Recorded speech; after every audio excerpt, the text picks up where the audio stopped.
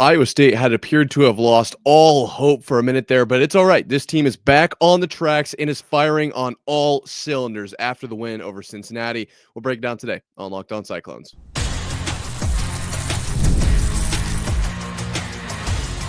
You are Locked On Cyclones, your daily podcast on the Iowa State Cyclones, part of the Locked On Podcast Network, your team every day. Welcome into Locked On Cyclones, part of Locked On Podcast Network, your team every day. Shout out to you for being here every single day and making this your first watch or listen of the day. I appreciate it more than you know. Wherever you're watching or listening, be sure to subscribe so we can prove once and for all that it is, in fact, a Cyclone state. Today, we're talking about the weekend that was of basketball. Obviously, the men and women both come away with wins.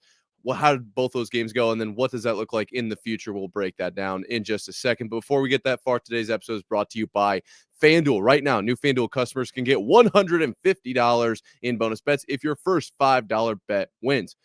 First things first, let's talk about the men and their win over Cincinnati, 70-81 final score after a tied up halftime score at 39. This one was a statement win, in my opinion. Obviously, we mentioned the momentum that Cincinnati had coming into this game, coming into Hilton, and I kind of said it was similar to that of the Kansas State game. Kansas State getting hot, coming into Hilton, snapping that win streak. Okay, Cincinnati unable to do the same, however.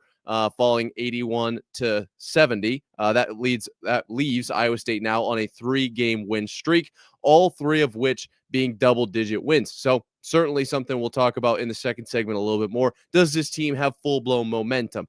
Before we go there, though, we got to talk about this one singular game. This game was honestly everything you could have asked for and more. Iowa State jumping out to a bit of an early lead, and then it ties itself back up right around that or at the halftime mark, and then Iowa State comes away with it in the second half. A couple notes here. Obviously, Deshaun Jackson with 6 of the first 11 points for the Cyclones here in this one was fun. And actually, let's just jump right into the box score because there's some plays that I have circled throughout this game that I thought were indicative of just this team in general. So for Iowa State, your leading scorer was Curtis Jones off the bench. They threw up a statistic. I think it was Iowa State was 15-1 when Curtis comes off the bench, and then whatever the rest of those games, obviously the 4 losses in that 7-game stretch when he starts. He comes off the bench because Momcilovic is out. So that's like why that's a relevant stat, but it's also just something that people are going to ask, well, how can he come off the bench so much? Well, they win when he comes off the bench, so it's certainly important there. Then Joshua Jefferson with 13, Momcilovic with 12, Tamin Lipsey had 11 of his own, Brandon Chatfield with 9, sneaking his way into that lineup there with the top scores. He outscores Keyshawn Gilbert and Deshaun Jackson, who go for 8 and 6 respectively. So this team obviously kind of came out as a whole unit. Nate Heise got 15 minutes, went 0-1 from the floor. We'll have to talk about the Nate Heise situation because I know that there's a lot of people want to talk about Nate Heise. So we'll do that this week, but not so much today. Didn't exactly contribute a whole lot in this game. Obviously played hard defense and all. And honestly, we'll talk about the turnovers more in just a few minutes as far as he goes. But this team as a whole, Momcilovic with 12, going 2 of 5 from 3. Nobody had more than 2 threes in this one. Pretty much a team effort. However, Momcilovic did have what set up to a 3 from Tamin Lipsey, who went 2 of 2 from 3. Hit both of his early in the game. Momcilovic gets the ball on the right wing, pump fake, takes a step in. So he's gonna drive, stops, then kicks it out to Tamin Lipsey, who does hit the 3. That's that gel that we're talking about with Momcilovic being back on the team. That's just, you can't really replace that. I mean, that's hard to come by as it is, let alone to get it and then to find it twice on the same team. Hard to do. And so obviously Momcilovic in that situation is he's playing his role. He's still a threat from the outside. So he forces them to close out. He comes in and then they follow him because he's still a threat from the inside, the mid-range, as well as around the hoop. And then the kick out to Tamin Lipsey, who is not so much seen as a 3-point threat there. Now, obviously, Tamin Lipsey with that 3 was cool, right? You love to see Lipsey hit a 3. However, I will say, Jizzle James in this game, 25 points of his own, was kind of every time Cincinnati needed a spark, There was a couple times where Cincinnati, I mean, it was back and forth, right? Just bucket for bucket between Iowa State and Cincinnati, climbing up and to the right. And Jizzle James would come through whenever Iowa State would go on a run. Jizzle James was kind of the guy they turned to. Obviously, Day Thomas had 13 of his own, was still a threat. And then Bandogo with 10 on the inside. So it wasn't like Jizzle James was the only guy to score for Cincinnati, but was kind of their guy. And there was a play early. I think it was right around what I like to call the second quarter, but I can't tell you for sure, where Jizzle James makes a move on Lipsy, and I don't know, maybe it was the screen or maybe he actually dropped Lipsy. I couldn't tell you. But for the sake of this argument, I'm going to say Taman Lipsy just completely got dropped. Like legitimately, boom, straight on the floor. Jizzle hits the three. It was pretty nasty. Then, however, Iowa State obviously inbounds the ball up the floor to Lipsy, who shoots a three. Now, this to me felt a little bit like you'd have to go way back to 2015. It was Curry and Omri Caspi. Would have been Warriors Kings 3-point battle just before the first half. Go look it up if you haven't seen it. It's awesome. But it felt like that. Lipsy was kind of like, you know what? You're going to knock me, straight onto the floor and then hit a three over me. Fine, right? You're going to get yours, but I'm going to get mine too. Okay. And it was right over Jizzle James, his three. So it was fun. This team, feisty with Cincinnati, fiery in this one. Obviously, TJ was asked about the techs in this one as well. And he basically just said, this is something that we can't really let happen. And I'm not going to go too much more into it than that, because I don't think that was a big deal in this one. But overall, it was a fiery game. One thing that, stood out to me when I was watching it back, Milan misses a three, not a really close three either. Hustles back, getting, playing defense in transition, and then ends up actually running. They shoot the three. He's kind of transitioning into that inside defense and is immediately boxing out. That's that kind of hustle that this team provides, that this team brings to the table every night in, night out type of deal. And that's really what makes this team so good. Now, that is a great transition to talk about the rebounding in this game. I'm sure if you paid any attention to this one, that was kind of the main storyline in this one. And I waited a little bit to talk about it because it is such a big deal. I wanted to get the other things knocked out. Iowa State with a total of 37 rebounds to Cincinnati's 19. Now, that there is obviously a pretty big deal. Offensive rebounds, 12-5. Okay. In the second half, 23-9. Iowa State dominates the boards against Cincinnati. And that is a very key factor, key piece to the win that Iowa State was obviously able to pull out in this game. So one guy that comes to mind every time we talk about rebounds, Brandon Chatfield, had six in this game. Okay. Leading rebounder was Joshua Jefferson with 7. But the 6 rebounds from Brandon Chatfield is special because 5 of them were offensive rebounds. This team just hustling like no other. And to do it against Cincinnati at home is one thing.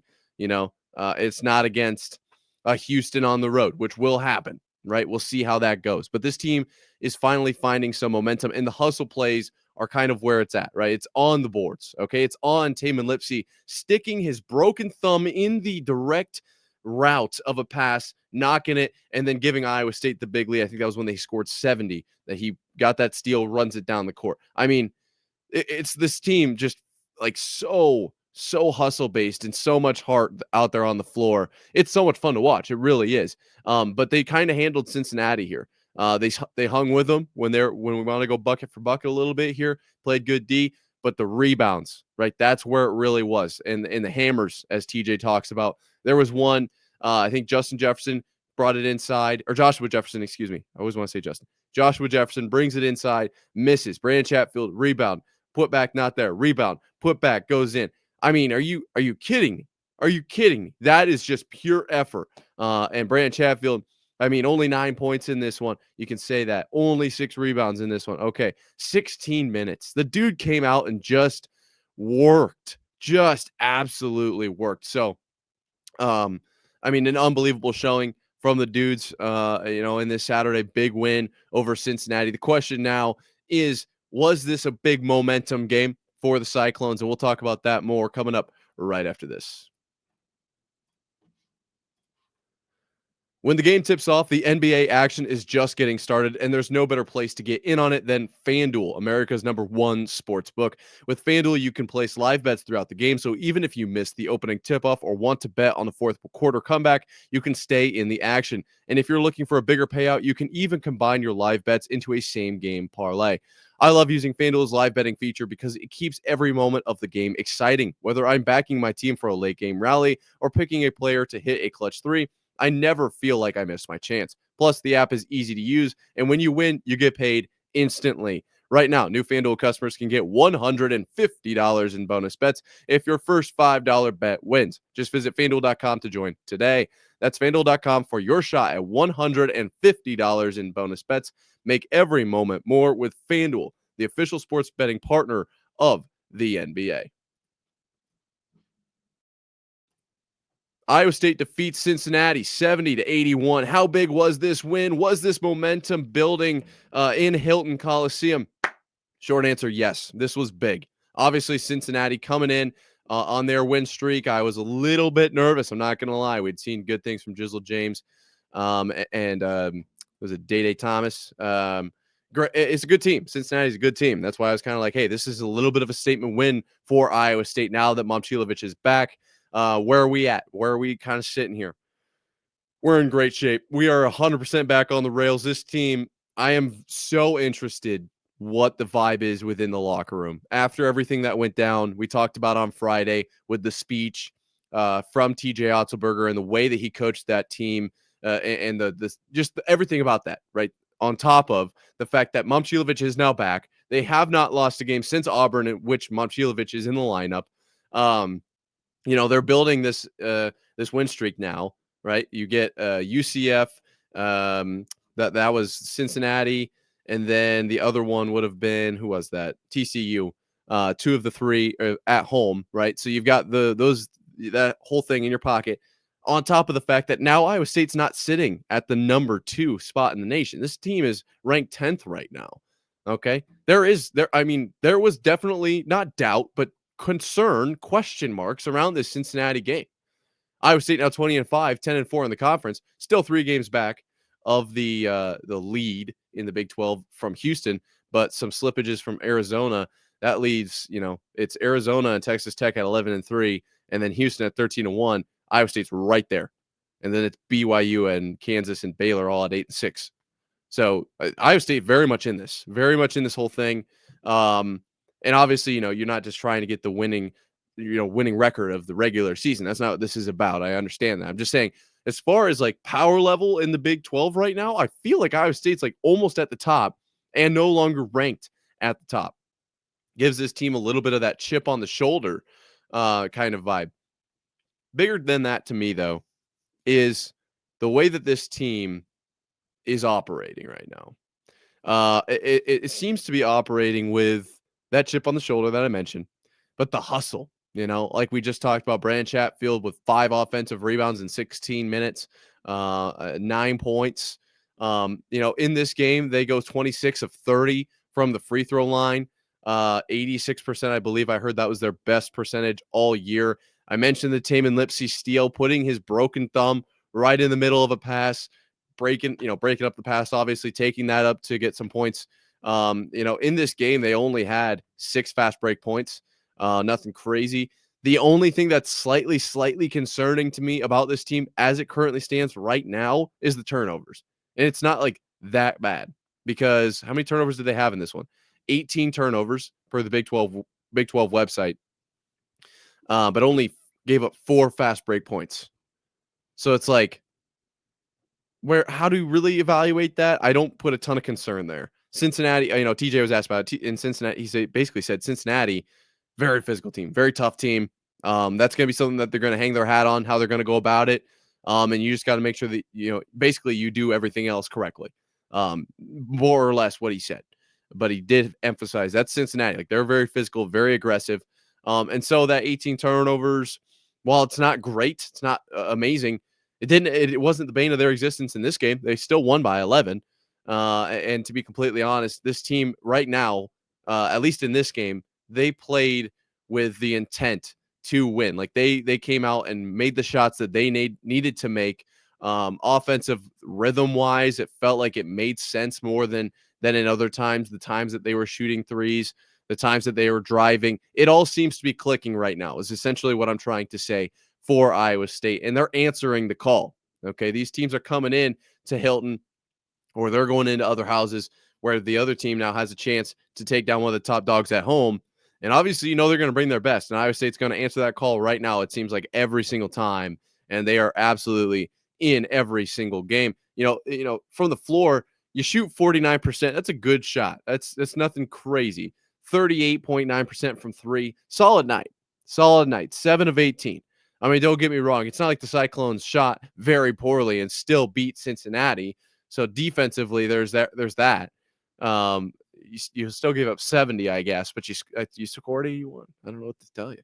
So all in all, I do think this is a momentum getter for Iowa State. Third straight double-digit win.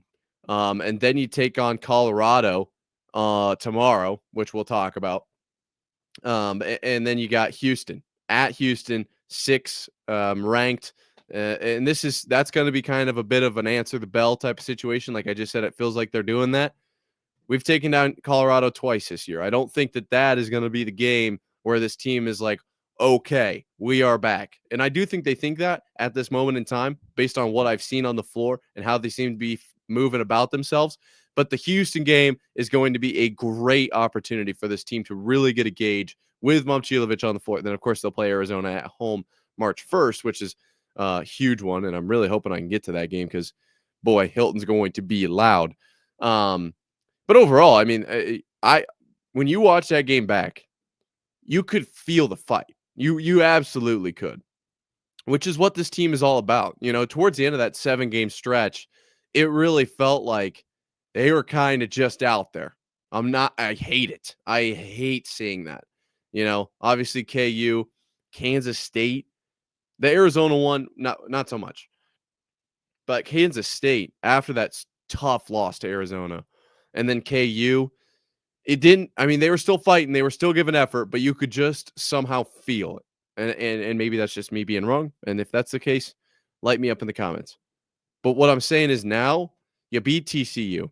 Okay, you take down UCF. Momcilovic back in the lineup. Cincinnati, you take down by 11, third double-digit win in a row. It seems like they've got the juice right now. Now, do they have the sauce? I think so when you look at their record without Momcilovic. But do they have the juice? Absolutely. Absolutely. This team has the juice right now. And I love that they're underranked. I absolutely do. We talked about should they be the number 1 seed. I think they're a number 1 seed caliber team. But I love that they're not being considered for that. I love it. I absolutely think that adds to the way this team operates.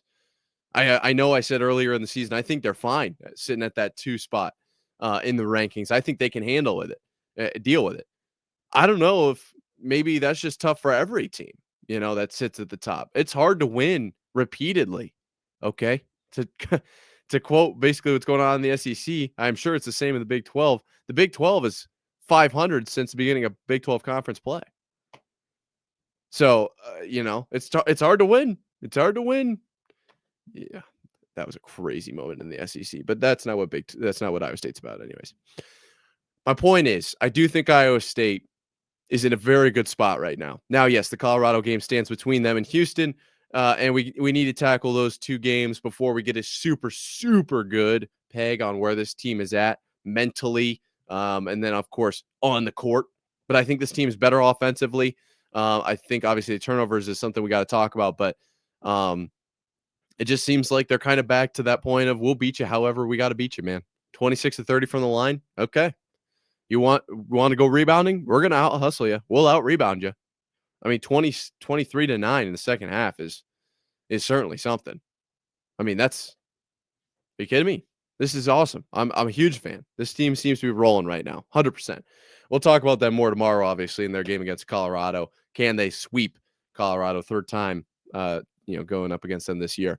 But before we get that far, obviously, we got to finish today's episode, and we're going to do that just coming up after this. We'll talk about the women and their win over Kansas. Stick around.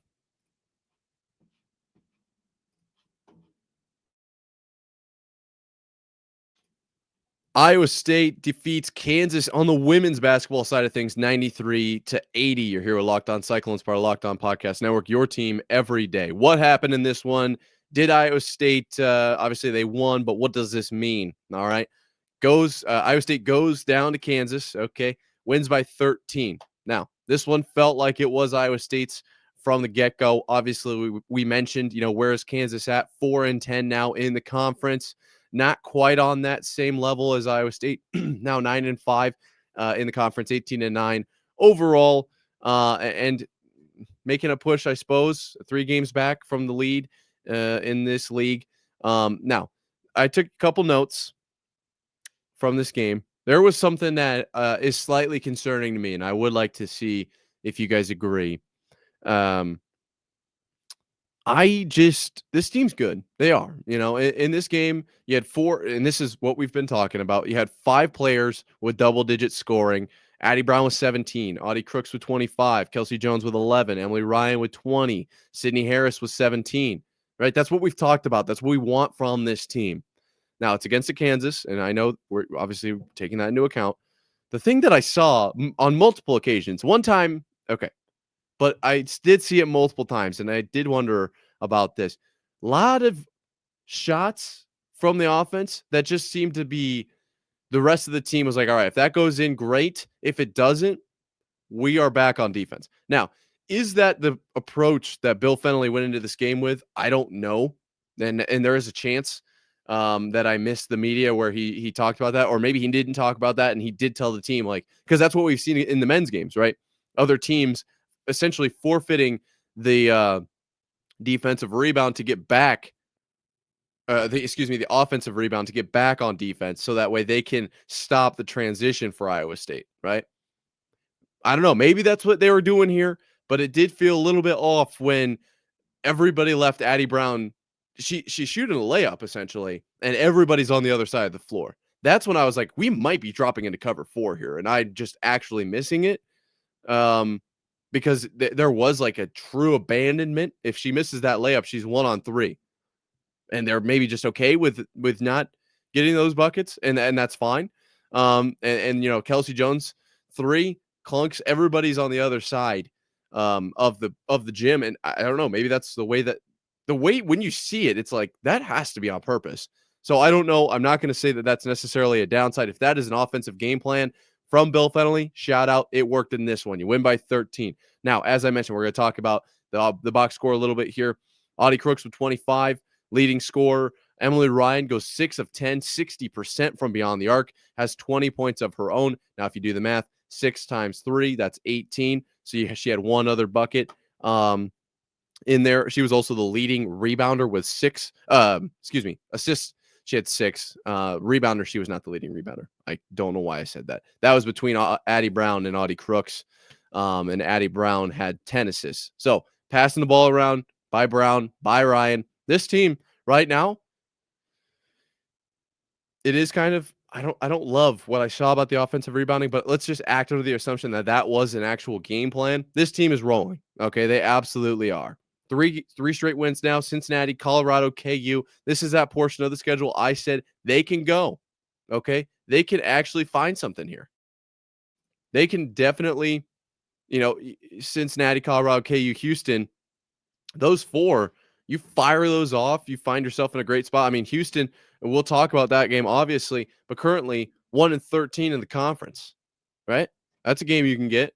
That's a game you can get at home. Then you've got Baylor, who's now ranked, and Kansas State to round off the year with a UCF in between. You get some personal momentum, some confidence built up between the Cincinnati and Houston games. Okay, you get those 4 after a drop to Kansas State and TCU. And then you can build on that with the big wins over Baylor and Kansas State, and then you're in a great spot for the postseason. That's my mindset going into this. And so far, we've seen that. As I mentioned, 20-point win over Cincinnati, 30-point win over Colorado, and now a 13-point win over Kansas. That's 3 straight double-digit wins. Same thing as the men. And to say that they don't have momentum, it wouldn't be fair. It doesn't make sense. Obviously, I think they do. In this game, had 17 points off the bench, of course, 5 fast break points. Obviously, Sydney Harris with 17 of those 17. So that's kind of, you got to talk about that a little bit. I shouldn't jump ahead to the fast break points. 17 of those 17 were Sydney Harris, but they still had 17 points come off the bench. And that's what I talked about with this team was their ability to basically spread the rock. 16 assists between two players. That's going to get that 5-player double-digit point column going, right? That's what we've talked about. And then you still have 3 from Ariana Jackson. So who goes 1 of 5 from 3. So is this Iowa State team in a great spot? I do think so. I absolutely do. Now, you give up 80 to Kansas. Maybe we start working on that a little bit. But overall, they were in control most of this game, right? You go into halftime, what is that? Up 8? Up 8? And it was never really close after that. 16 after 3, and then ends up being 13 at the end of the game. Held control, and to do that on the road, that's always going to be a tough thing to do. This was a great game. And the question is obviously on the future, what happens now with Houston? I imagine that'll be one that Iowa State can snag. And then it goes into Baylor, and you have an opportunity to get some big momentum. And this is going to be a team that is going to have to outperform their top if they want to get to some of the high heights. Okay. But it's not a team that can't do it. All right. They've got the weapons. I mean, we've seen Emily Ryan. There was one point in this game early. I think she scored when it was 3-4 or something like that. And then it was like 11-12. So they were almost back to back right at the beginning. Just like a dribble down off the screen, step back from the top of the key, bang, bang, back-to-back threes. Obviously, she goes 6 of 10. They weren't back-to-back, but, in my mind, the way I'm saying them, they felt back-to-back. And so this team has firepower. You got Audie Crooks with 25 in this one, and we've seen her upper end of how many points she can score. Sydney Harris, Addie Brown. Like, we've got scorers on the floor. Okay, this team can compete. It's just going to be about, can they play the defense to go with that? And I do think that they can. Obviously, I do think they can at times, but it's going to come down to that at the end of the day. But overall, great win. Great win. At the end of the day, I'm just going to, you got to win, and you're building off of that. That's where we want to be. I do want to know the whole offensive rebounding situation seems slightly, based just off of what TJ, you go from watching the men, and I'm not comparing men to the women, but just offensive philosophy-wise, we're dive bombing rebounds. We're trying to get every single board, and then you go watch the women, and it might just be a different style. I'm not trying to say that they are giving no effort, because if that's how they're approaching the game, then they're giving effort, right? But it was pretty clear in this one, which is why I think it might have literally been the game plan. So neither here nor there. Both teams heating up right now. Both teams absolutely on a heater.